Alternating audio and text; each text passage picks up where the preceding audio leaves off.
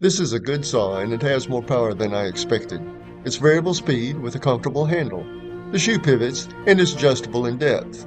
I have no problems with the weight. It does come with a blade, but not the one we are using for some cutting examples coming up in just a bit. Blade installation is no tools needed.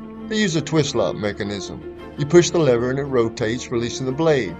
Installing the blade is simple. Just check that the lever returns to the lock position. I give the blade a little tug to make sure.